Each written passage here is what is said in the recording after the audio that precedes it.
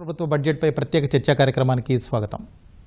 కేంద్ర ప్రభుత్వం 2026-27కు సంబంధించిన బడ్జెట్ను 53,47,000 కోట్లతోటి ప్రతిపాదించింది. ఇందులో 16,90,000 కోట్ల వరకు లోటు ఉండొచ్చని అంచనా వేసింది. అలాగే మౌలిక వసతుల కల్పనకు అధిక ప్రాధాన్యం ఇచ్చింది. రక్షణ రంగానికి, వ్యవసాయానికి, అలాగే కొన్ని విద్యార్థులకు సంబంధించి విద్యా మౌలిక సదుపాయాల కల్పనకు, అలాగే వైద్యానికి సంబంధించి కేటాయింపులు భారీగానే చేసింది. ఇతర రంగాలు కూడా టూరిజంని ఎక్కువగా డెవలప్మెంట్ చేయడానికి, విదేశీ మార్గద్రవ్యాన్ని సాధించడానికి, అలాగే ఇతర దేశాల్లో ఉన్నటువంటి ఆర్థిక అనిశ్చిత పరిస్థితుల ప్రభావం భారత్పై పడకుండా తగిన చర్యలు తీసుకోవడానికి ప్రాధాన్యం ఇచ్చింది.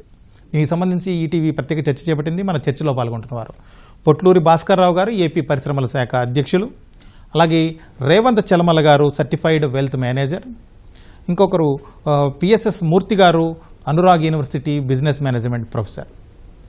ముందుగా పొట్లూరి భాస్కర్రావు గారు, ఈ మొత్తం బడ్జెట్ స్వరూపం ఎలా ఉంది?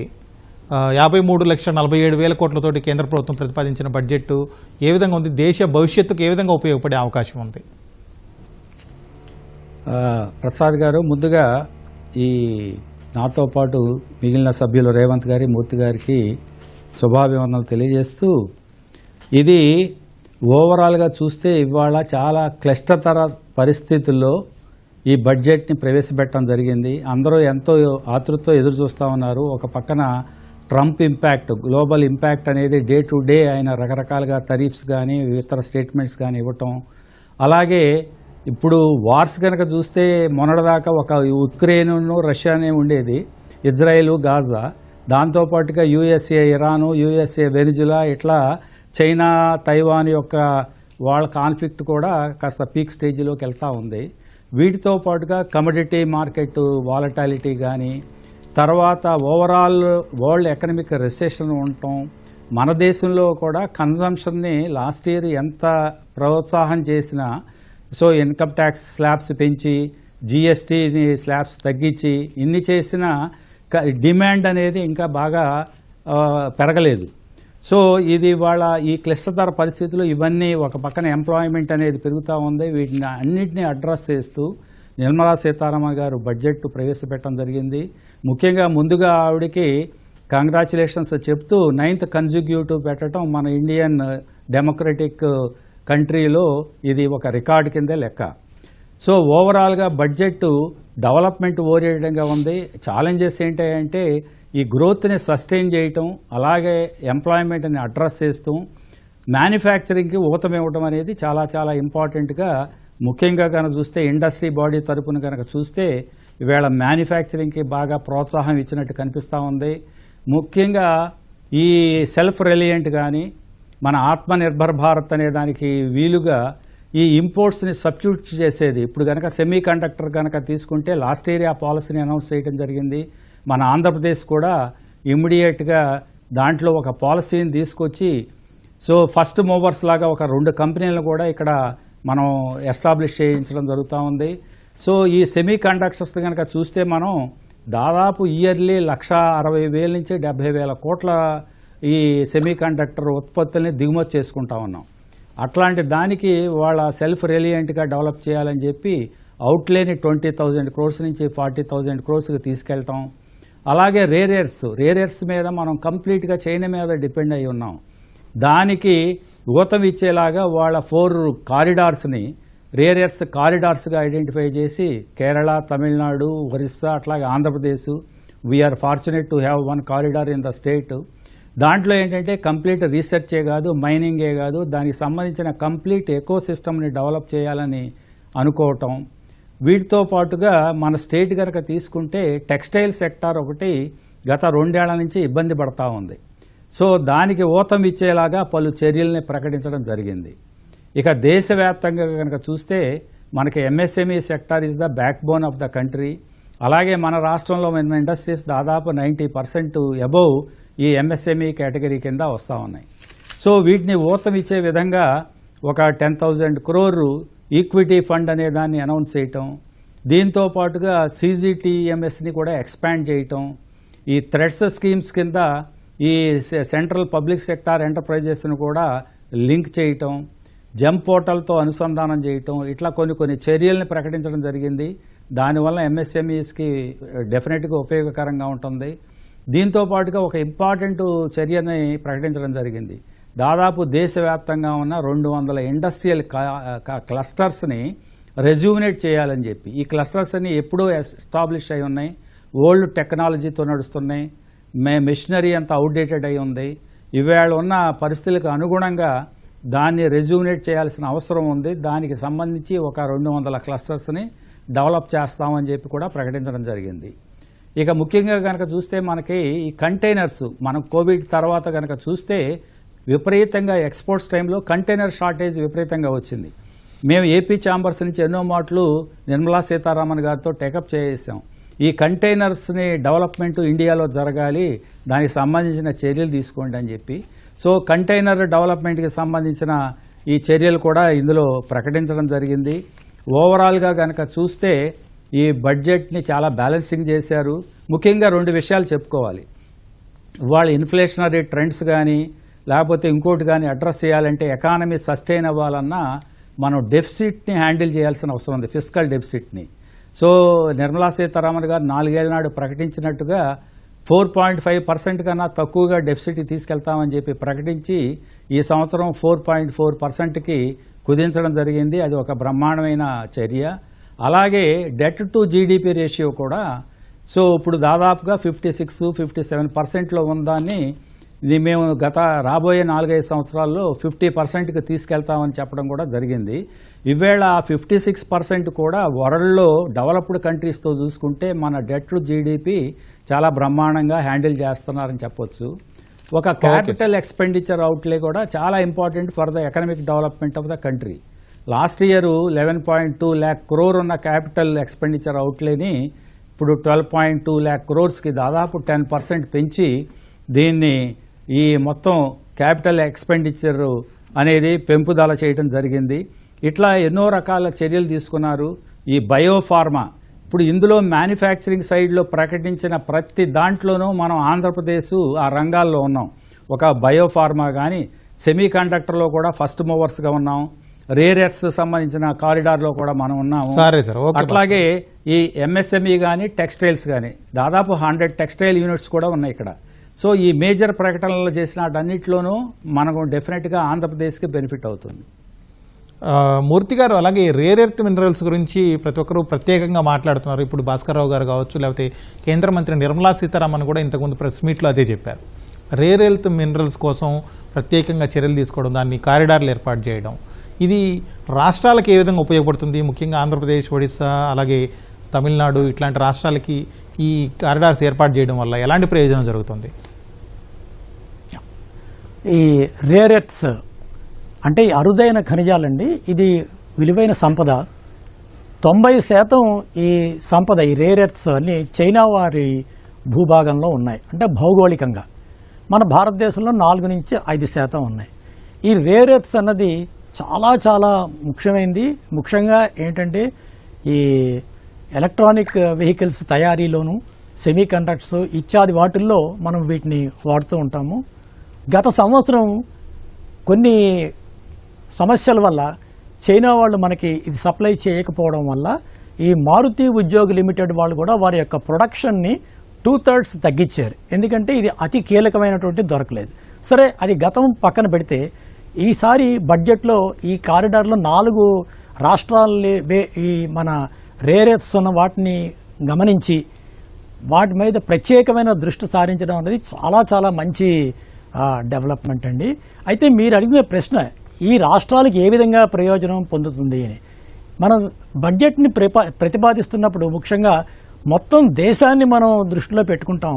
కానీ ప్రత్యేకంగా ఒక రాష్ట్రాన్ని అంటూ మనం పెట్టుకోకపోవచ్చు.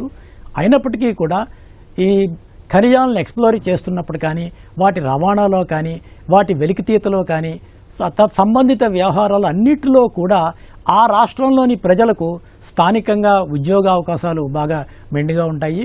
మిగతా ఇన్ఫ్రాస్ట్రక్చర్ కూడా డెవలప్ అవుతుంది. తర్వాత ఎప్పుడైతే ఈ లభ్యత మనకి వచ్చిందో ఈ రేర్ ఎర్త్స్, పెద్ద పెద్ద కార్ల కంపెనీలు ఇక్కడి నుంచి కొనుక్కోవడానికి, ఇక్కడి నుంచి తీసుకోవడానికి కూడా ఒక డిమాండ్ పెరుగుతుంది. అదేవిధంగా మన ఆంధ్రప్రదేశ్లో 2 ఉభయ తెలుగు రాష్ట్రాల్లో కూడా ఏదైనా ప్రాంతంలో ఈ కార్ల తయారీ సంస్థని గనక మనం పెట్టుకోవాలి అనుకున్నప్పుడు ఇది చాలా ఉపయోగపడుతుంది. ఎందుకంటే మీకు ఇన్వర్డ్ లాజిస్టిక్స్ అంటే ట్రాన్స్పోర్ట్ చేసుకునే ఖర్చులు చాలా తక్కువ అవడం వల్ల మీ కాస్ట్ ఆఫ్ ప్రొడక్షన్ కూడా గణనీయంగా తగ్గచ్చు. కాబట్టి ఈ రేర్ ఎర్త్స్ ఈ 4 రాష్ట్రాలకి ఎలాగో ఉపయోగపడుతుంది. అది కాకుండా కూడా దేశవ్యాప్తంగా కూడా చాలా మంచి నిర్ణయం ఇది. ఎందుకంటే ఇప్పుడు మొత్తం అంతా ఇందాల ఆమె అన్నట్టుగాను ఈ 100 ఏళ్ల ఆత్మనిర్భర్ దానికి మనం వెళుతున్నాము. మొత్తం టెక్నాలజీ డ్రివెన్. అటువంటి టెక్నాలజీకి ఇలాంటివి చాలా అవసరం. రేవంత్ గారు, ఇప్పుడు ఈ ఫ్యూచర్ ట్రేడింగ్ల మీద సెక్యూరిటీ ట్రాన్సాక్షన్ ట్యాక్స్ని పెంచారు. ఇప్పటిదాకా ఎంత ఉండేది? ఇప్పుడు ఈ పెంచడం వల్ల ఎలాంటి ప్రభావం ఉండే అవకాశం ఉంది? సో కరెంట్లీ ఎస్టీటీకి సంబంధించి గత సంవత్సరంలోనే కొంత పెంచడం వల్లనే అసలు ఫారెన్ ఇన్స్టిట్యూషనల్ ఇన్వెస్టర్స్ చాలా డిసప్పాయింటెడ్గా ఉన్నారు అన్న ఒక వాదన ఆల్రెడీ ఉంది. ఈసారి బడ్జెట్లో ఎస్టీటీ రిలేటెడ్ పర్టికులర్గా కొంచెం ఏమన్నా ట్యాక్స్ను తగ్గించి ఫారెన్ ఇన్స్టిట్యూషనల్ ఇన్వెస్టర్స్ యొక్క అవుట్ఫ్లోని ఆపే ప్రయత్నం చేస్తారు అనే ఒక ఎక్స్పెక్టేషన్ మార్కెట్లో ఉన్న టైంలో ఆ సెక్యూరిటీ ట్రాన్సాక్షన్ ఛార్జెస్ని ఫ్యూచర్స్ మీద 0.02% నుంచి 0.05%గా పెంచారు. అండ్ అదేవిధంగా ఆప్షన్స్ మీద 0.01% నుంచి 0.15%గా ఇంక్రీజ్ చేశారు. సో పర్టికులర్గా ఈ టాక్సేషన్ ఇంక్రీజ్ వెనకాల ఉన్న రీజన్ ప్రభుత్వం చెప్పేదాని ప్రకారం రీటైల్ పార్టిసిపేషన్ ఫ్యూచర్స్ అండ్ ఆప్షన్స్లో తగ్గించి ఇన్వెస్ట్మెంట్ సైడ్గా వాళ్ళ దారి మళ్లించాలి అని ఒక ఉద్దేశం ఉంది అన్నట్టుగా చెప్తున్నారు. కానీ ఇక్కడ రియాలిటీలో చెక్ చేసుకుంటున్నప్పుడు గత సంవత్సరంలో కూడా ఎస్టీటీని పెంచడం వల్ల పెద్ద ఎత్తున ట్రేడింగ్ వాల్యూమ్స్లో ఎటువంటి డిఫరెన్స్ రాలేదు. ఆ తర్వాత ట్రేడింగ్కి సంబంధించి కొద్దిగా యాక్టివిటీని తగ్గించే ప్రయత్నంలో భాగం కింద ఆ ఫ్యూచర్స్కి సంబంధించిన కాంట్రాక్ట్ సైజుని పెంచి మార్జిన్స్ని పెంచి అది చిన్న స్థాయి ట్రేడర్స్కి అందుబాటులో లేకుండా చేయటం వల్ల అప్పుడు కొంతవరకు మనకి ఈ ట్రేడింగ్ యాక్టివిటీ అనేది కంట్రోల్ అయింది. కానీ నిజంగా ఈ ఎస్టీటీ కట్ వల్ల మాత్రం పెద్ద ఎత్తున ప్రయోజనం ఉంటుందంటే అది చెప్పలేము. మనకి 2 సంవత్సరాల క్రితం ఎస్టీటీ ద్వారా ప్రభుత్వానికి దాదాపుగా 35,000 కోట్ల వరకు కూడా వసూలు చేయగలిగింది. పోయిన సంవత్సరం 75,000 కోట్ల వరకు కూడా. ఇప్పుడు దీన్ని మరింతగా పెంచింది. ఇక్కడ మనం ఒక చిన్న విషయాన్ని అర్థం చేసుకోవాలి. ఆల్రెడీ ట్రేడింగ్ అన్న దానికి ఒక అలవాటు పడ్డ తర్వాత దాని మీద ఎంత ట్యాక్స్ పెంచినా కానీ దాని నుంచి బయటపడే ప్రయత్నం చేస్తారనేది ఒక పెద్ద ప్రశ్న. ఇక్కడ వాళ్ళు రిటైల్ ట్రేడర్స్ని కంట్రోల్ చేసే ప్రయత్నంలో ఎఫ్ఐఎస్ అండ్ డిఐఎస్ యొక్క యాక్టివిటీని కూడా ఇంపాక్ట్ చేస్తున్నారు అన్న దాంతో ఈరోజు స్టాక్ మార్కెట్లో పెద్ద ఎత్తున కరెక్షన్ జరిగింది. మనకి ఈరోజు బడ్జెట్ నడిచినంత వరకు కూడా స్టాక్ మార్కెట్లో పెద్ద ఎత్తున మూమెంట్స్ ఏమీ లేవు. ఆల్మోస్ట్ న్యూట్రల్ ట్రేడ్ జరుగుతూ ఉండేది. ఒక్కసారి ఎస్టీటీ రిలేటెడ్ ట్యాక్సెస్ పెంచుతున్నాము అని ఒక మాట చెప్పిన వెంటనే మార్కెట్ దాదాపుగా 2% వరకు కూడా కరెక్ట్ అయింది. ఇప్పటికీ 1% వరకు కూడా కరెక్షన్లోనే మనకి నిఫ్టీ ట్రేడ్ అవుతోంది. అదేవిధంగా small cap and mid cap segments కూడా దాదాపుగా 2% ఇంకా కరెక్షన్లోనే జరుగుతూ ఉన్నాయి. సో రానున్న రోజుల్లో ఈ ఎస్టీటీ యొక్క ప్రభావం వల్ల foreign institutional investors, domestic institutional investors యొక్క ప్రాఫిటబిలిటీ ఇంపాక్ట్ అవుతుంది అనే ఒక ఉద్దేశంతో ఈరోజు సెల్లింగ్ అనేది ప్రధానంగా చూస్తున్నాం. దీన్ని పెంచడం వల్ల మార్కెట్లో లిక్విడిటీ అనేది తగ్గుతుంది. స్టాక్ మార్కెట్లో లిక్విడిటీ అనేది చాలా ప్రాధాన్యం. ఈ రోజు దాన్ని తగ్గించడం వల్ల లిక్విడిటీ తగ్గుతుంది అండ్ వాళ్ళకు వచ్చే ప్రాఫిటబిలిటీకి కూడా గండి పడుతోంది అన్న ఒక దాంతో పానిక్ సెల్లింగ్ అనేది మార్కెట్లో కనిపిస్తోంది. కానీ ఇది ఒక పర్మనెంట్ ప్రాబ్లమా అంటే మనం దాన్ని అలా పరిగణించలేం.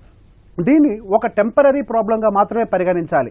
రానున్న రోజుల్లో మహా అయితే 1 నెల 2 నెలల పాటు దీనికి సంబంధించినటువంటి సెల్లింగ్ జరగచ్చేమో. కానీ over the period of time ఇప్పుడు వచ్చినటువంటి బడ్జెట్ ఒక లాంగ్ టర్మ్ మైండ్ సెట్తో తీసుకొచ్చినటువంటి బడ్జెట్ కాబట్టి రానున్న రోజుల్లో mid term two long term point of వ్యూలో స్లోగా స్టాక్ మార్కెట్స్ అనేవి అప్సెట్ చూడటానికి అయితే అవకాశాలు కనపడతాయి. కానీ ఇక్కడ ఒకటే విషయాన్ని గుర్తుపెట్టుకోవాలి. ఆల్రెడీ ఎఫ్ఐఎస్ దీనికి సంబంధించి డిసప్పాయింటెడ్గా ఉన్నారు. ఇప్పుడు మన రూపీ బలహీనపడడానికి గల ఒక కారణం ఎఫ్ఐఎస్ ఫండ్స్ని వెనక్కి తీసుకొని వెళ్ళిపోవటం కూడా. ఇది మరింతగా రూపీ బలహీనపడే విధంగా ఏమైనా ప్రోత్సహిస్తుందా అనే ఒక విషయాన్ని మనం గమనించుకుంటూ ఉండాలి. ఒక్కసారి ట్రేడింగ్ అలవాటు పడ్డ వాళ్ళని దీని నుంచి దూరం చేసే ప్రయత్నాలు దీన్ని పెంచుతున్నారు. కానీ దీని వైపుగా ఇంకొక యాంగిల్ నుంచి కూడా ఆలోచించే ప్రయత్నం చేయలేదు. ఇప్పుడు ఆల్రెడీ లాసెస్లో ఉన్నటువంటి రీటైల్ ట్రేడర్స్ ఈ ఎస్టీటీ పెంచడం ద్వారా మరింతగా లాసెస్లోకి వెళ్లే పరిస్థితులకు దిగజారుతారు. కానీ అంత ఈజీగా బయటకు పడరు. దీనికి చిన్న ఉదాహరణ చెప్తారు. ఇప్పుడు ఒక టొబాకోని సెల్ చేసేటప్పుడు దాని మీద ట్యాక్సుల్ని పెంచినట్లయితే టొబాకో వాడకం మానేస్తారు అని ఒక పాయింట్ ట్యాక్స్ని పెంచారు. కానీ దాని యొక్క యూసేజ్ ఎన్నడూ తగ్గింది లేదు. ఎస్టీటీ పాయింట్ కూడా ఇలానే జరుగుతూ ఉంటుంది. నిజంగా ట్రేడింగ్ నుంచి ప్రజలను దూరంగా పెట్టాలి అని అంటే ఫ్యూచర్స్ అండ్ ఫ్యూచర్స్ అండ్ ఆప్షన్స్కి సంబంధించినటువంటి పర్టికులర్ ట్రేడింగ్ మార్జిన్స్ని బాగా పెంచేయాలి. అది సామాన్యుడికి అందుబాటులో లేనట్టుగా పెంచాలి.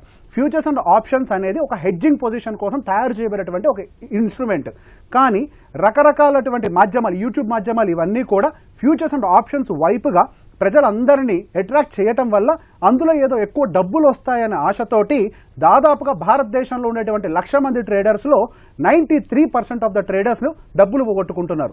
ఏటా దాదాపుగా 80,000 నుంచి 1,00,000 కోట్ల రూపాయల వరకు కూడా నష్టాన్ని చూస్తున్నారు. ఈ భారతదేశం మొత్తంలో 1,00,000 రూపాయల కంటే ఎక్కువ సంపాదించేటువంటి ట్రేడర్స్ కేవలం 3,000 మంది ఉన్నారు అని అంటే అది చాలా ఆశ్చర్యకరం. కరెక్టే, ఇక్కడ నష్టపోతున్నారు. కానీ నిజంగా నష్టాన్ని ఆపాలి అని అంటే అది ఎస్టీటీతో సాధ్యమయ్యేది కాదు. ఆ నష్టాన్ని ఆపాలి అని అంటే ఇక్కడ కంపల్సరీ మార్జిన్ ఎక్స్పాన్షన్ జరగాలి. అప్పుడు మార్జిన్ ఎక్స్పాన్షన్, గతంలో 1,00,000 రూపాయలు ఉంటే ఒక ఫ్యూచర్ కాంట్రాక్ట్ వచ్చేది. ఈ రోజు ఆ ఫ్యూచర్ కాంట్రాక్ట్ని బేర్ మినిమం తోటి 3.5 లక్షలుగా మార్చారు. ఇలా దాన్ని 3.5 లక్షల నుంచి 5 లక్షలు 6 లక్షలకి చేయటం ద్వారా చిన్న చితక ట్రేడర్స్ అందరూ కూడా దీని నుంచి దూరం జరిగి ఇన్వెస్ట్మెంట్ వైపుగా మారుతూ ఉంటారు. ఎస్టీటీని అంటే ప్రభుత్వం యొక్క ఉద్దేశం మంచిదై ఉండొచ్చు కాక ప్రజలను దీని నుంచి దూరం పెట్టాలి అని, కాకపోతే ఈ ఇంప్లిమెంటేషన్లో మరింతగా నష్టపోతారు కానీ దీని నుంచి దూరం జరుగుతారని అనుకోవట్లేదు. ఆల్రెడీ మార్కెట్లో అనుచిత పరిస్థితులు ఉన్నాయి. ఆల్రెడీ మార్కెట్ స్ట్రగుల్ అవుతోంది. విపరీతమైన వాలటాలిటీ ఉంది. ప్రపంచమంతా స్టాక్ మార్కెట్లు పైకి పరిగెడుతూ ఉంటే కేవలం భారతదేశం మాత్రమే పోయిన సంవత్సరంలో ఎటువంటి రిటర్న్స్ ఇవ్వలేదు. ఇప్పటికే మనం ఎఫ్ఐఎస్ ఒక అవుట్ఫ్లోని ఎదుర్కొంటున్న టైంలో ఇటువంటి ఒక స్టాండ్స్ని తీసుకోవడం అనేది స్టాక్ మార్కెట్ మీద ఒక పెద్ద బండ వేసినటువంటి పరిస్థితిగానే కనపడుతోంది. ఈ రానున్న రోజుల్లో అయినా సరే ఎఫ్ఐఎస్ ఒక ఫ్లోస్ని ఆపేదానికి ఈ ఎస్టీటీ తగ్గించడమే ఒక మార్గం అవుతుంది. కానీ ఈ ఎస్టీటీ పెంపు అనేది ఎప్పుడు స్టాక్ మార్కెట్ని కానీ ట్రేడర్స్ని కానీ ప్రొటెక్ట్ చేసే ఒక ఆయుధంగా మాత్రం పనిచేయదు. దానికోసం మార్జిన్స్ పెంచడం ఒకటే ఒక దారిగా మాకు కనిపిస్తుంది. బడ్జెట్పై చర్చలో ఇప్పుడు విరామం. చూస్తే ఇంతకుముందే మాట్లాడుకున్నాం, ఆల్రెడీ అమరావతికి వీటికి సంబంధించి కొన్ని నిధులు కేటాయించారు, అవి కొంచెం తక్కువగా ఉన్నాయనే అభిప్రాయం ఉండింది. కాకపోతే ఇప్పుడు ఇంకొక ఇన్ఫర్మేషన్ ఏంటంటే పోలవరం ప్రాజెక్టుకు, జాతీయ ప్రాజెక్టుగా ప్రకటించిన పోలవరం ప్రాజెక్టుకు కేంద్ర ప్రభుత్వం ఈ బడ్జెట్లో 3,320 కోట్లు కేటాయించింది. ఇది ఈ ప్రాజెక్టు నిర్మాణానికి, ఆంధ్రప్రదేశ్ జీవనాడిగా ఉన్న ఈ ప్రాజెక్టు పురోగతికి ఏ విధంగా ఉపయోగపడుతుంది? ఇది చాలా తక్కువ కేటాయింపులండి. డిసప్పాయింట్మెంట్ అనేది కనిపిస్తూ ఉంది మాకు. ఎందుకంటే దాదాపు రీసెటిల్మెంటు, రిహాబిలిటేషన్ చేయడానికే అక్కడికి దాదాపు 30,000 కోట్లు కావాలి. ప్రాజెక్టు కనుక కంప్లీట్ అయిన నెక్స్ట్ ఇయర్కి ఈ రీహాబిలిటేషన్ చేయకోకుండా ప్రాజెక్టు పూర్తి స్థాయిలో మనం వినియోగించుకోలేము. సో నిన్నగాక మొన్న పేపర్ ప్రకటన చూశాను. సో సెంట్రల్ గవర్నమెంట్ ఒక 20,000 కోట్లు ఇమీడియట్గా పోలవరానికి సంబంధించిన కేటాయింపులు చేస్తామని చెప్పి, మరి వీళ్ళ బడ్జెట్లో 3,300 కోట్లు అని అనౌన్స్మెంట్గా జరిగింది. సో మరి హాఫ్ లైన్లో అది ఆల్రెడీ అప్రూవ్డ్ బడ్జెట్లో ఏమన్నా ఉండి దానికి శాంక్షన్ చేస్తారో, త్వరితంగా ఎట్టి పరిస్థితుల్లోనూ సెంట్రల్ గవర్నమెంట్ కూడా చాలా క్లారిటీగా June 27కే కంప్లీట్ చేయాలనే ప్రయత్నంగా నిన్న కేంద్రం రాష్ట్ర ప్రభుత్వాలు కలిపిన స్టేట్మెంట్గా మనం చూడటం జరిగింది. అదర్వైజ్ వాళ్ళ కేటాయింపులు చేసిన 3,300 కోట్లు చాలా తక్కువ అని చెప్పాలి. అది ఒక డిసప్పాయింట్మెంటింగ్. అలాగే అమరావతి కూడా ఇంకా ఎక్కువ కేటాయింపులు చేస్తారనుకున్నాం. సుమారుగా 1,200 కోట్లు, జపాన్ నుంచి జపాన్ డెవలప్మెంట్ కార్పొరేషన్ ద్వారా ఇంకో 300 కోట్లు అన్నారు. ఇవి చాలా చాలా స్వల్పం. ఈవేళ ఏంటంటే గ్రీన్ ఫీల్డ్ క్యాపిటల్ సిటీ, ఒక క్యాపిటల్ సిటీయే కాకుండా ఒక మెగా మెట్రో గ్రీన్ ఫీల్డ్ సిటీగా డెవలప్ అవ్వాలనుకున్నప్పుడు అది డెవలప్ చేస్తే state and central government country ఎకానమీకే అది పుష్ చేస్తుంది. సో మేము నిన్నగాక మొన్న ఈ సెంట్రల్ గవర్నమెంట్ ఒక డిపార్ట్మెంట్ వాళ్ళు కన్సల్టేటివ్ మోడ్లో వచ్చినప్పుడు చెప్తా ఉన్నాం, ఈ అమరావతిని కనుక రియల్గా డెవలప్ చేస్తే ఇది కంట్రీ జీడీపీకే 0.25 to 0.3% దాకా జీడీపీకి కంట్రిబ్యూట్ చేస్తుంది. Every year 1,00,000 crore investment Amaravati క్యాపిటల్లోకి వెళ్తుంది కాబట్టి అని చెప్పి. సో అట్లాంటి very very important development Amaravati కానీ పోలవరం కానీ ఈ రెండింటికి ఎక్కువ కేటాయింపులు చేస్తే బాగుండేది. ముఖ్యంగా ఏంటంటే మిగతా రంగాల్లో కనుక చూస్తుంటే బడ్జెట్ హైలైట్స్ ప్రకారం, ఇందాక పార్లమెంట్లో ఆవిడ చెప్పిన ప్రకటనల ప్రకారం చాలా వరకు స్టేట్కి బెనిఫిట్ వచ్చే రంగాల్లోనే ఎక్కువగా కేటాయింపులు ఇందాక నేను చెప్పినట్టుగా ఈ రేర్ ఎర్త్స్కి సంబంధించింది కానీ, సెమీ కండక్టర్కి సంబంధించింది కానీ, సెమీ కండక్టర్స్ దేశవ్యాప్తంగా ఇప్పటికే 5 ప్రాజెక్ట్స్ శాంక్షన్ చేస్తే అందులో 2 మనకి ఆంధ్రప్రదేశ్లో రాయలసీమ ఏరియాలో ఆల్రెడీ రావడం జరుగుతూ ఉంది. సో డెఫినెట్గా గవర్నమెంటు దాంట్లో ఇంకా ఎక్కువగా విరివిగా ఎంటర్ అవుతుందని ఏపీ స్టేట్ మ్యాక్సిమం యూటిలైజ్ చేసుకుంటుందని నమ్మకం ఉంది. అలాగే బయోఫార్మా కూడా మనకి ఒక బేస్ ఉంది. దీంతో పాటుగా ఈ టెక్స్టైల్ రంగం కానీ మిగతా రంగాలు కానీ. సో ఇవి కాకుండా మీరు అగ్రికల్చర్ పరంగా కనుక చూస్తే హార్టికల్చర్కి టాప్ ప్రియారిటీ ఇచ్చారు. మనం ఇవాళ దేశంలోనే హార్టికల్చరల్ హబ్గా ఎమర్జ్ అవ్వడం జరిగింది. సో ఎంటైర్ కంట్రీలో AP is the largest producer of fruits కానీ వెజిటబుల్స్ కానీ. సో ఆ పరిస్థితిలో ఉన్నాం. వీటితో పాటుగా స్పెషల్ క్రాప్స్ అని చెప్పి ఈవేళ కోకో, క్యాజూ నట్టు, అలాగే ఈ ఇంకొక మూడో క్రాపు కోకోను, క్యాజూ నట్టును, కోకోనట్, ఈ మూడింటికి సంబంధించి సెపరేట్ ప్రకటనలు చేశారు. ఈ మూడు కూడా మన రాష్ట్రంలోనే మెయిన్గా ఉత్పత్తి జరుగుతుంది. సో మీరు క్యాజూ కానీ కోకోనట్ కానీ చూస్తే we are the main producers. So ఈ రంగాల్లో కూడా మనకి అడ్వాంటేజ్ ఉంది. వీటితో పాటుగా నేషనల్ వాటర్ వేస్ని వాటర్ వేస్ని కంప్లీట్ చేయాలని చెప్పి ప్రణాళికలు ప్రకటించడం, దానికి బడ్జెట్ కేటాయింపులు చేశారు. మనకి నేషనల్ వాటర్ వేస్ 4 అనేది ఉంది. కాకినాడ నుంచి పాండిచ్చేరి దాకా వెళ్ళే నేషనల్ వాటర్ 4. ఓకే. సో దానికి సంబంధించినవి కూడా ఇంతకుముందు డిపిఆర్స్ చేయటం, జగ్గైపేట నుంచి మనకి కృష్ణా రివర్ వరకు, ఈ విజయవాడ బ్రిడ్జ్ వరకు ఫస్ట్ ఫేజ్లో డెవలప్ చేయాలనే ప్రయత్నాలు జరుగుతూ ఉన్నాయి. ఇవి కాకుండా మనకి 3 కెమికల్ పార్క్స్ అని చెప్పి ఎస్టాబ్లిష్ చేస్తామని చెప్పారు. మనకేంటంటే Kakinada to Visakhapatnam PCPIR region ఇంతకుముందే అనౌన్స్ చేయడం జరిగింది. సో ఒక కెమికల్ పార్క్ను కనుక మనం తెచ్చుకోగలిగితే అది కూడా ఒక అడ్వాంటేజెస్గా ఉంటుంది. ఇక ముఖ్యంగా చూస్తే మన స్టేటు ఈ డేటా సెంటర్స్ని బాగా అట్రాక్ట్ చేస్తూ ఉంది. So data centre hub of the గ్లోబ్గా కూడా కనీసం గ్లోబ్ కాకపోయినా ఎంటైర్ ఏషియాకి గ్లోబల్ సెంటర్గా ఎవాల్వ్ అయ్యే అవకాశాలు ఉన్నాయి. దానికి సంబంధించి 2047 వరకు వాళ్ళకి ఇన్కమ్ ట్యాక్స్ రాయితీలు కూడా సెంట్రల్ గవర్నమెంట్ ఈ బడ్జెట్ ద్వారా ప్రకటన చేయడం జరిగింది. అది ఒక మంచి పరిణామమే మనకి. సో డెఫినెట్గా ఇంకా గూగుల్ను, రిలయన్స్, అదాని ఇట్లాంటివి కాకుండా మిగతా కంపెనీస్ కూడా మనకి డేటా సెంటర్ స్పేస్లోకి వచ్చే అవకాశాలు ఉన్నాయి. సో ఈ రకంగా ఈస్ట్ కోస్ట్ కారిడార్ అని చెప్పి అది కూడా ప్రకటించారు. అది మనకి కలకట్టా నుంచి చెన్నై వరకు వెళ్ళే ఈస్ట్ కోస్ట్ కారిడార్ డెవలప్మెంట్కి సంబంధించింది కూడా మనకి బాగుంటుంది. హై స్పీడ్ రైల్వే కారిడార్స్ ప్రకటించారు. హైదరాబాద్ నుంచి బెంగళూరు అయినా, హైదరాబాద్ నుంచి చెన్నై అయినా, ఇవన్నీ మన రాష్ట్రం గుండా వెళ్లాల్సిన కారిడార్స్. డెఫినెట్గా దానివల్ల మనకి అడ్వాంటేజ్ వస్తుంది. సో ఈ రకంగా చాలా మనకి ఈ బడ్జెట్లో కనుక చూస్తే స్టేట్కి బెనిఫిట్ అయ్యే రంగాలు చాలా ఎక్కువ ఉన్నాయని చెప్పగలను. మూర్తి గారు, అలాగే హైదరాబాద్కు సంబంధించి చూస్తే ఇప్పుడు భాస్కర్రావు గారు ప్రస్తావించినట్టుగా రైల్వే కారిడార్లు అవి ఆల్రెడీ ఉదయం నుంచి మాట్లాడుకుంటూనే ఉన్నాం. అయితే మరో ముఖ్యమైన అంశం ఏంటంటే బయోఫార్మా సంబంధించి కేంద్ర ప్రభుత్వం ప్రకటించిన కేటాయింపులు చేసిన బడ్జెట్ కావచ్చు. అలాగే ఇంకొకటి ముఖ్యంగా సెమీ కండక్టర్ రంగాన్ని 2.0 ఏదైతే తీసుకొస్తుందో ఆ రంగాన్ని ముందుకు తీసుకెళ్లడానికి చేస్తున్న ప్రయత్నాలు, ఇవి హైదరాబాద్లో ఆల్రెడీ ఎస్టాబ్లిష్డ్గా ఉన్నటువంటి ఈ రంగాలు ఈ కేంద్ర ప్రభుత్వ బడ్జెట్లో తీసుకున్న చర్యలతోటి హైదరాబాద్కి ఏ విధంగా మేలు జరుగుతుంది? ముందుగా మనం ఈ రైల్వే కారిడార్ గురించి ఒక్క నిమిషం ప్రస్తావిస్తానండి. ఈ హై స్పీడ్ కారిడార్స్ ఇందాల భాస్కర్రావు గారు చెప్పినట్టుగా ఒకటి పూణే, ఒకటి బెంగళూరు, ఇంకొకటి చెన్నై అన్నాం కదా. మనం ఎండ్ టు ఎండ్ చూస్తున్నాం.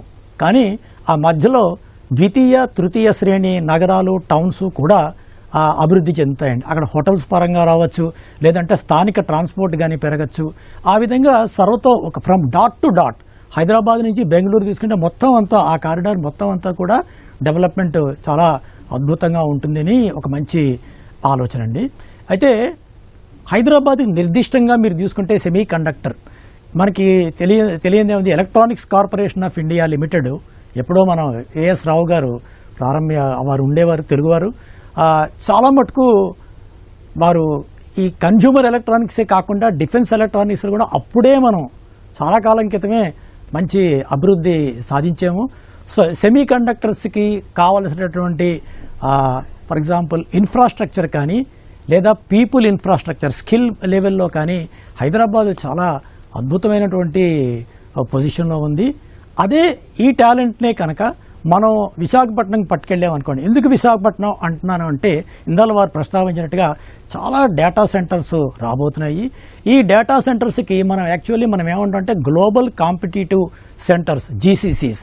ఈ జీసీసీస్ పూర్వకాలం ఉండే బిజినెస్ ప్రాసెస్ అవుట్ సోర్సింగ్ నుంచి 4 మెట్లు ఎక్కువగా ఉన్నాయన్నమాట. సాంకేతికంగా కానీ లేదా ఐటీలోనూ హయ్యర్ అండ్ సర్వీసెస్ మనం ఇచ్చే కెపాసిటీకి వెళ్ళాం. ఇప్పటిదాకా ఏంటి, కోడింగ్ చేసుకోవడము, రిపిటేటివ్ జాబ్స్ చేసుకోవడం, ఏదో 4 తక్కువ డబ్బులతో ఏదో ఉన్నాం. ఇప్పుడు అలా కాదండి. ఇప్పుడు మనం ఏంటంటే ఐటీ వాల్యూ చైన్లో హయ్యర్ వాల్యూకి వెళ్తున్నాం. హయ్యర్ వాల్యూకి వెళ్తున్నప్పుడు మనకు కావాల్సింది నాణ్యత.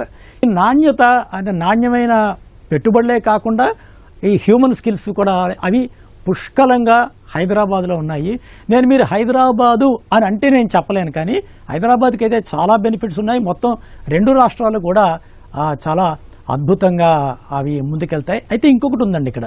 మొన్ననే నేను ఒక పేపర్లో చదివాను, 100 అంకుర సంస్థలు, ఈ కృత్రిమ మేధస్సు అంటే ఆర్టిఫిషియల్ ఇంటెలిజెన్స్లో ఉన్న 100 ఈ startups because of lack of నిధులు అండ్ నిపుణుల కొరత వల్ల అమెరికాకి వెళ్ళిపోతున్నాయి అన్న వార్త చాలా బాధించింది.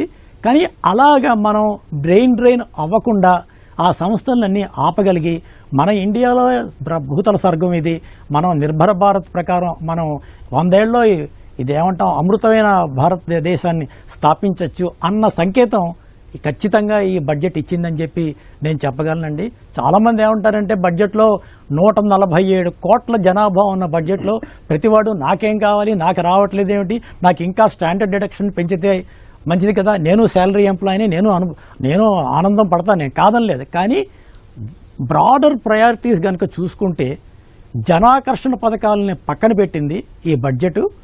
రిఫార్మ్ ఓరియంటెడ్ బడ్జెట్గా వెళ్ళిందండి. ఇదేదో ఒక ట్రాన్సాక్షన్ లాగా 1 మంత్ నా జీతంతో నేను బతికితే బాగుండు అని కాదండి. 5 ఏళ్లకి కావాల్సిన బంగారు బాటని వేసింది. తదనుగుణంగా మనం ముందుకు వెళ్దామని చూద్దాం. సో హైదరాబాదే కాదు, విశాఖపట్నమే కాదు, మొత్తం భారతదేశం అంతా కూడా ఈ సుస్థిరమైనటువంటి వృద్ధి ఉంటుందని చెప్పి నేను ఆశ. బడ్జెట్పై చర్చకు తిరిగి స్వాగతం. రేవంత్ గారు, ఇప్పుడు బైబ్యాక్లకు సంబంధించి ఇప్పటివరకు పరిస్థితి ఎలా ఉంది? ఇప్పుడు కార్పొరేటు, నాన్ కార్పొరేటు బైబ్యాక్లకు సంబంధించి ట్యాక్స్ విధించడం వల్ల 22%, 30% ఇన్వెస్టర్ల మీద ఎలాంటి ప్రభావం పడుతుంది? సో గతంలో మనకి బైబ్యాక్ ఇన్వెస్టర్ లెవెల్లో ఎటువంటి టాక్సేషన్స్ అనేవి ఉండేవి కాదండి. కాకపోతే ఇవాళ ప్రవేశపెట్టిన దాని ప్రకారం మనకి లాంగ్ టర్మ్ క్యాపిటల్ అంటే క్యాపిటల్ గెయిన్ ట్యాక్స్ అది 12 months బిలో హోల్డింగ్ అయితే కనుక short term capital gain tax, about 12 months holding అయితే long term capital gains tax పరిధిలోకి అయితే తీసుకొస్తామని చెప్పేసి క్లియర్గా చెప్పారు. సో గతంలో మనకి డివిడెంట్లు ఇచ్చినట్లయితే కనుక డివిడెంట్ పేయబుల్ ట్యాక్స్ అనేది మనకు అక్కడ కంపెనీలు పే చేసిన తర్వాత మళ్ళీ పర్సనల్ ఇన్కమ్ ట్యాక్స్ లెవెల్లో ఇక్కడ వీళ్ళు విడిగా కట్టుకునేవాళ్ళు, మన పర్సనల్గా ఎవరైతే డివిడెంట్ని పొందారో. ఇప్పుడు ఆ డివిడెంట్ అనేది ఎక్కువ ట్యాక్స్ పేయబుల్గా అవుతుంది కాబట్టి కంపెనీలు ఎక్కువగా బైబ్యాక్స్ అనేవి అనౌన్స్ చేసేవి. సో బేసిక్ ఈ బైబ్యాక్స్ చేయటం వల్ల మార్కెట్లో నుంచి లిక్విడిటీ కొంచెం తగ్గించి అది కంపెనీల దగ్గరికి షేర్ల రూపంలో వచ్చేది. అదేవిధంగా ప్రజల దగ్గరికి కూడా డబ్బులు వాళ్ళ దగ్గర డిస్పోజబుల్ ఇన్కమ్ అట్లా మిగిలిపోయి ఉండేది. సో బేసిక్ ఇప్పుడు ఈ ట్యాక్స్ తీసుకొని రావడం వల్ల ఆఫ్టర్ ట్యాక్స్ ఇన్కమ్ అనేది కంపారిటివ్లీ తగ్గే అవకాశాలు ఎక్కువగా కనపడుతున్నాయి. సో బేసిక్గా గతంలో 100 రూపాయలు వచ్చినట్లయితే ఇన్వెస్టర్ దగ్గర 100 రూపాయలు మిగులుతుండేవి. ఇప్పుడు మనకు 12.5% వాళ్ళు ట్యాక్స్ పే చేసిన తర్వాత మాత్రమే ఆ 87.5 రూపీస్ మాత్రం వాళ్ళ దగ్గర ట్యాక్స్ డబ్బులు అనేవి ప్రాఫిట్ రూపంలో చూపించుకోవడానికి అవకాశం ఉంది. సో గతంలో ఉండేటువంటి ఆ లూప్ హోల్స్ని కొద్దిగా క్లియర్ చేసుకుంటూ ఇప్పుడు అంటే ఇన్వెస్టర్ దగ్గరకు వచ్చిన తర్వాత ట్యాక్స్ అడ్వాంటేజ్ అంటే ట్యాక్స్ని కలెక్ట్ చేసే విధంగా ప్రస్తుతానికైతే ప్రభుత్వం కొత్త పాలసీని తీసుకొని వచ్చింది. గతంలో ఉన్న డివిడెండ్స్కి ఎక్కువగా ట్యాక్స్ పేయబుల్ ఉండేది, ఇప్పుడు బైబ్యాక్కి కూడా కొంతవరకు ట్యాక్స్ ఇంప్లిమెంటేషన్ అనేది వచ్చింది. కాకపోతే దీని యొక్క ప్రభావం అనేది స్టాక్ మార్కెట్ మీద పెద్ద ఎత్తున పడే అవకాశాలు అయితే ఎక్కువగా కనిపించట్లేదు. మేజర్గా స్టాక్ మార్కెట్ మీద పడుతున్నటువంటి ప్రభావం అంతా కూడా ఇప్పుడు మన కంటికి కనిపిస్తుంది కేవలం ఎస్టీటీ మాత్రమే. ఈ బైబ్యాక్ రిలేటెడ్ ఇంపార్టెన్స్ అనేది మార్కెట్ అయితే పెద్ద ఎత్తున తీసుకుంటుంది అని చెప్పేసి నేనైతే అనుకోవట్లేదు. అండ్ గోయింగ్ ఫర్దర్ ఈ బైబ్యాక్స్ తగ్గుతూ డివిడెంట్ వైపుగా ఎక్కువగా ఫేవరబుల్గా మారే అవకాశాలు ఎక్కువగా ఉంటాయి. పర్టికులర్గా ఈ బైబ్యాక్స్ అనేవి గతంలో హెచ్ఎన్ఐస్కి వీళ్ళందరికీ కూడా ఎక్కువగా ఫేవరబుల్గా ఉండేవి. పర్టికులర్గా ఈ బైబ్యాక్స్ కానీ ఇవన్నీ కూడా ఎక్కువగా ఇంపాక్ట్ చూపించేది పెద్ద ఎత్తున స్టాక్స్ను కొని ఎవరైతే ఆపరేట్ చేస్తుంటారో హెచ్ఎన్ఐస్ ఇటువంటి వాళ్ళకి ఎక్కువగా ఇంపాక్ట్ చూపిస్తూ ఉండేవి. బట్ మనలాంటి సామాన్యులకి ఈ బైబ్యాక్ రిలేటెడ్ ఇంపాక్ట్ అనేది చాలా తక్కువగా ఉంటుంది. ఈ రానున్న రోజుల్లో కూడా ఇది స్టాక్ మార్కెట్ మీద ప్రభావం చూపించే అవకాశాలు అయితే లేనట్టుగానే కనిపిస్తుందండి. భాస్కర్ రావు గారు, అలాగే మోదీ గారు బడ్జెట్ తర్వాత మాట్లాడుతూ ప్రధానమంత్రి యువత కేంద్రకంగా ఈ బడ్జెట్ తీసుకొచ్చాం, అలాగే యువశక్తికి ఉపయోగపడుతుంది, వాళ్ళకు ప్రోత్సహించే విధంగా ఉంది ఈ బడ్జెట్ అని చెప్పి అన్నారు. యువతకు సంబంధించి బడ్జెట్లో ఏ అంశాలు ఉన్నాయి, ఏ విధంగా వాళ్ళకు ప్రోత్సాహం లభించే అవకాశం ఉంది, యువతకి ఏ విధంగా ఉపయోగపడుతుంది ఈ బడ్జెట్? ముఖ్యంగా కనుక చూస్తే ఈ మొత్తం ఏంటంటే ఎంప్లాయ్మెంట్ని అడ్రస్ చేయాలి. ఇవాళ అన్ఎంప్లాయ్మెంట్ రేట్ అనేది బాగా పెరుగుతుందని చెప్పి దాదాపు ప్రతి ఏరియాలోనూ ఆ స్కిల్ బేస్డ్ డెవలప్మెంట్గానే వాళ్ళు ఇంపార్టెన్స్ ఇవ్వడం జరిగింది. ఇప్పుడు మీరు సిపిఎస్సి కనుక చూస్తే సెంట్రల్ పబ్లిక్ సెక్టార్ ఎంటర్ప్రైజెస్లోనే టెక్నాలజీ టూల్స్ని అప్గ్రేడ్ చేయడానికి స్కిల్ సెంటర్స్ పెట్టమని చెప్పటం, అలాగే ఒక టూరిజం సెక్టార్ ఉంటే ఒక 10,000 గైడ్స్ని ట్రైన్ చేస్తామని చెప్పటం, ఇట్లా ఎన్నో రకాలుగా యూనివర్సిటీస్ ఇండస్ట్రీస్ను కొలాబరేట్ చేస్తూ స్కిల్స్ని పెంపొందింపజేయాలని చెప్పటం, ఆ స్కిల్ డెవలప్మెంట్కి సంబంధించిన వేరియస్ అనౌన్స్మెంట్స్ కానీ బడ్జెట్లో కేటాయింపులు కానీ చేయడం జరిగింది. ముఖ్యంగా వాళ్ళు ఏంటంటే మనకి ఈ ఒక పక్కనేమో అన్ఎంప్లాయ్మెంట్ జరుగుతూ ఉంది, ఇంకో పక్కనేమో ఇండస్ట్రీకి స్కిల్స్ అవైలబిలిటీ లేదు. సో ఇది చాలా మనకి ఆశ్చర్యకర పరిస్థితిలో ఉంటాం. ప్రతి ఇంజనీరింగ్ కాలేజీలో వచ్చే గ్రాడ్యుయేట్స్ అందరిలో 5 to 10% కూడా అబ్జార్బ్ అవ్వట్లేదు, మిగతా వాళ్ళందరూ ఖాళీగా ఉంటున్నారు. ఇండస్ట్రీస్కి ఏమో కోర్ సైన్సెస్కి సంబంధించిన కోర్ ఇంజనీరింగ్ డిసిప్లిన్స్ కావాలి. సో దాదాపు ఈ మిస్ మ్యాచ్ జరుగుతూ ఉంది. ఎడ్యుకేషన్ సిస్టంలో కూడా రిఫార్మ్స్ రావాల్సిన అవసరం ఉంది. సో ముందు ఏంటంటే ఈవేళ కనుక విజయవాడే నేను చూస్తూ ఉంటే ప్రతి ఇండస్ట్రీ వాళ్ళు అడుగుతూ ఉంటే మాకు స్కిల్స్ అవైలబిలిటీ లేదంటా ఉన్నారు. అదే యూనివర్సిటీస్ దగ్గరికి వెళ్తే క్యాంపస్ ప్లేస్మెంట్స్లోకి వచ్చిన వాళ్ళు 5 to 10% కూడా ఉండలేదు, 90% అంతా అన్ఎంప్లాయిడ్గా ఉంటామన్నారు. సో దీనికి మేజర్ కారణం ఏంటంటే వాళ్ళకి కావాల్సిన స్కిల్స్కి సంబంధించిన కోర్సెస్ కానీ ఇంకోటి కానీ జరగట్లా. క్రమేణా ఏంటంటే స్టేట్ గవర్నమెంటు సెంట్రల్ గవర్నమెంటు ఈ సిలబసెస్ని కూడా రిఫార్మ్ చేస్తూ మన స్టేట్ గవర్నమెంట్ చాలా ఇనిషియేటివ్ తీసుకుంది, మొత్తం సిలబస్ని మాడిఫై చేయాలని చెప్పి. సో ఇండస్ట్రీస్కి ఎల్లుండే స్టేట్ గవర్నమెంట్ ఒక మీటింగ్ కూడా మమ్మల్ని కాల్ఫర్ చేసింది. ఈ టెక్నికల్ ఎడ్యుకేషన్కి సంబంధించిన సిలబస్ ఏంటి, మీకు ఏ రకమైన స్కిల్స్ కావాలని చెప్పి దాని మీద చర్చ జరుగుతూ ఉంది. ఇది కాకుండా ఏఐ బేస్డ్ వాళ్ళు ఏంటంటే ఫ్యూచర్ అంతా ఆర్టిఫిషియల్ ఇంటెలిజెన్స్ మీద ఉంది. సో ప్రతి స్కూల్లోనూ ఈ ఆర్టిఫిషియల్ ఇంటెలిజెన్స్కి సంబంధించిన ఈ ల్యాబ్స్ను కూడా ఎస్టాబ్లిష్ చేయాలని చెప్పి వాళ్ళ ప్రకటనలో చూడటం జరిగింది మనం. సో ఈ ప్రైమరీ ఎడ్యుకేషన్ నుంచే వాళ్ళకి టెక్నాలజీని స్టూడెంట్స్కి అవగాహనలోకి తీసుకెళ్ళాలి. మనకి స్టేట్ గవర్నమెంట్ అయితే మేబీ ఎంటైర్ కంట్రీలో ఫస్ట్ మూవర్ అనుకుంటా. విశాఖపట్నం ఏరియాలో last time education minister Lokesh గారు దాదాపు ఒక 100 స్కూల్స్లో ఈ ఏఐ బేస్డ్ ల్యాబ్స్ని ఎస్టాబ్లిష్ చేయడం జరిగింది. సో ఆ రకంగా ఈ స్కిల్స్ అనేది చాలా చాలా ఇంపార్టెంట్. మనం ఇండస్ట్రియల్గా డెవలప్ అవ్వాలంటే ఇప్పుడు సెమీ కండక్టర్ టెక్నాలజీ వస్తూ ఉంది, వచ్చిన తర్వాత ఇందులో ఇక్కడ ఉన్న స్కిల్స్ లేరు, వాళ్ళ కంపెనీల వాళ్ళంతా ఇతర దేశాల నుంచి తీసుకురావాల్సిన పరిస్థితి. క్విక్గా మనం కనుక ఆ స్కిల్స్ని ఏర్పాటు చేయకపోతే, అలాగే డేటా సెంటర్స్ ఎస్టాబ్లిష్ అవుతూ ఉన్నాయి. ఏఏ సెంటర్స్ మనకి ఫార్చునేట్గా అమరావతిలో బిట్స్ పిలానీ వాళ్ళు ఎక్స్క్లూజివ్గా ఏఐ యూనివర్సిటీని ఎంటైర్ కంట్రీలో ఎక్కడా లేని ఏఐ యూనివర్సిటీని ఎస్టాబ్లిష్ చేయటం. సో దానికి సంబంధించింది కూడా ఈ ఏఐకి సంబంధించింది కానీ ఇన్నోవేషన్స్కి సంబంధించింది కానీ మన ఆంధ్రప్రదేశ్ ఫస్ట్ మూవర్గా ఉండి టాటా ఇన్నోవేషన్ హబ్ను కూడా ఎస్టాబ్లిష్ చేయటం. అట్లాగే క్వాంటమ్ కంప్యూటింగ్, ఇప్పుడు క్వాంటమ్ కంప్యూటింగ్ అనేది ఎస్టాబ్లిష్ చేస్తూ ఉంటే దాని స్కిల్స్ని పెంపొందింపజేయాలని స్టేట్ గవర్నమెంట్ కాల్ ఫర్ చేస్తే దాదాపు 1,00,000 మంది స్టూడెంట్స్ రిజిస్టర్ చేసుకోవడం జరిగింది. సో అలా స్కిల్స్ని కనుక మనం పెంపొందించుకోకపోతే మనం ఎంత ప్రయత్నం చేసినా మనం ఎకనమిక్గా ముందుకు వెళ్ళలేం. మూర్తి గారు, అలాగే ఆర్థిక మంత్రి నిర్మలా సీతారామన్ బడ్జెట్ తర్వాత జరిగిన ప్రెస్ మీట్లో ఏమన్నారంటే ఇది 21వ శతాబ్దం అనేది టెక్నాలజీ డ్రైవెన్ శతాబ్దం, ఈ శతాబ్దానికి సంబంధించి ఈ టెక్నాలజీ సామాన్యులందరికీ అందుబాటులోకి రావాలి, దాని దిశగా ప్రభుత్వం చర్యలు తీసుకుంటోంది అని కూడా చెప్పారు. ఈ బడ్జెట్లో దానికి సంబంధించి ఎలాంటి యాక్షన్స్ ఉన్నాయి, ఏ విధంగా ఉపయోగపడుతుంది టెక్నాలజీ పరంగా దేశం అభివృద్ధి చెందడానికి? మంచి ప్రశ్న అండి. ఓ విధంగా చూస్తే అండి ఈ 2026 బడ్జెట్ అంతా కూడా టెక్నాలజీ డ్రివెన్ బడ్జెటేనండి. నేనైతే ఆ విధంగా నేను చెప్పగలను. ఎందుకంటే మీరు ఇప్పుడు వారు చెప్పినట్టుగా లేదా మన మిత్రుడు చెప్పినట్టుగా మీరు ఏఐ చొచ్చుకుపోని రంగం అంటూ లేదండి. ప్రపంచం అంతా ఇప్పుడు సెమీ కండక్టర్స్, మన భారత్ దాని గురించి మాట్లాడుతున్నాం, ఎలక్ట్రానిక్స్ రంగం గురించి మాట్లాడుతున్నాం. ట్రెడిషనల్ సాంప్రదాయమైనటువంటి మ్యానుఫ్యాక్చరింగ్ ఇప్పుడు దానికి పెద్దగా ఆదరణ దొరకట్లేదు, ఎందుకంటే డిమాండ్ లేదండి. సో ఈ టెక్నాలజీ అంటే ఏ విధంగా మనం డిఫైన్ చేస్తున్నాం టెక్నాలజీ? ఏఐ బేస్డ్, అంటే క్లౌడ్ కంప్యూటింగ్, ఈ బేసిస్ మీద మనం ఇవ్వాలి. అయితే ఒకటండి, ఇప్పటిదాకా ఏమవుతుందంటే ఏఐ బేస్డ్ టెక్నాలజీ వల్ల మనం ఏఐకి బానిస అయిపోయి లో అండ్ జాబ్స్లో ఏఐ పెట్టడం ఒక పద్ధతి అండి. అంటే నేను కాస్ట్ అకౌంటెంట్ని, నా కాస్ట్ షీట్ ప్రిపేర్ చేయడానికి ఎక్సెల్ షీట్ బదులు ఏఐ షీట్ వాడాను అనుకోండి, అది పెద్దగా ఇన్నోవేషన్ కింద పరిగణించరండి.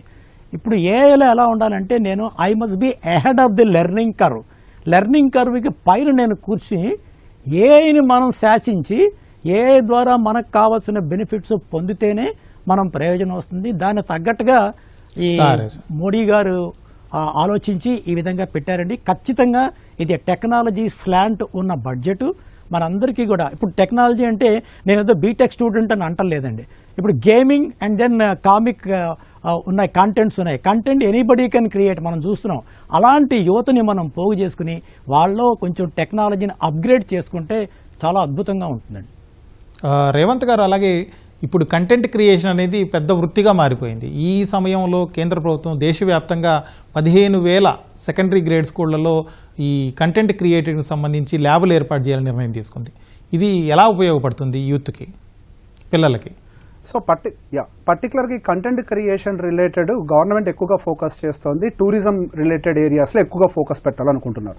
సో ఇప్పుడు గతంతో పోలిస్తే ఇండియన్ టూరిజం అనేది ఈ కంటెంట్ క్రియేషన్ ద్వారా, అంటే రకరకాల కంటెంట్ క్రియేటర్స్ ఆ ప్లేస్కి వెళ్ళి చేసినటువంటి వీడియోల ద్వారా ఆ ఏరియాలో టూరిజం అద్భుతంగా అభివృద్ధి చెందుతోంది.